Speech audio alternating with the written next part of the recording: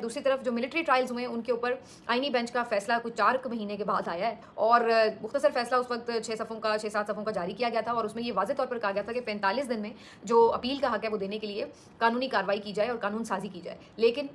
45 दिन क्या 4 महीने गुजर गए, कोई इसके ऊपर अपील जो है दायर करने के लिए कानून साजी नहीं की गई वफाकी हुकूमत की तरफ से। और अब सूरत हाल ये कि लोग जो बेचारे मिलिट्री ट्रायल्स का शिकार हुए ये कितने कितने अरसे से जेलों में हैं, लेकिन ये अपील तक फाइल नहीं कर सकते क्योंकि उसके लिए कोई कानून मौजूद नहीं है। अब जो ये तफसीली फैसला आया है, इस तफसीली फैसले में एक दफ़ा फिर से ये याद दहानी कराई गई है कि जी आपने इसके ऊपर कोई कानून साजी नहीं की, इसे फौरी 45 दिनों के अंदर मुकम्मल करें। बाकी ये सफ़ात तो काफ़ी सारे हैं इसके अंदर, लेकिन खबर यही है कि इसमें जो ज़्यादातर बातें हैं उसमें सिर्फ आर्ग्यूमेंट्स हैं कि जी फ़लाँ वकील ने ये कहा, फ़लाँ वकील ने ये कहा, और आखिर में सिर्फ 6-7 जो सफ़ात हैं उसके ऊपर कमोवेश वही फैसला रिपीट किया गया जो कि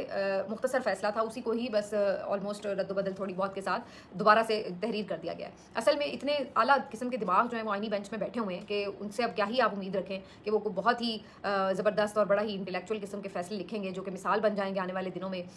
कानून और इंसाफ के जो तालिब इल्म हैं वो पढ़ पढ़ के कानून और इंसाफ सीखा करेंगे। तो अब ऐसी तो हम उम्मीद इस आईनी बेंच के फैसलों से रख नहीं सकते। लेकिन बहरहाल बात यह है कि कम अज़ कम इसके ऊपर अगर कानून साजी ही हो जाए तो कुछ रिलीफ मिलने का इम्कान हो कि ये लोग हाई कोर्ट्स में चले जाएँ। वैसे तो खैर क्या रिलीफ मिलना है, हाई कोर्ट्स की भी सूरत हाल आपके सामने ही है।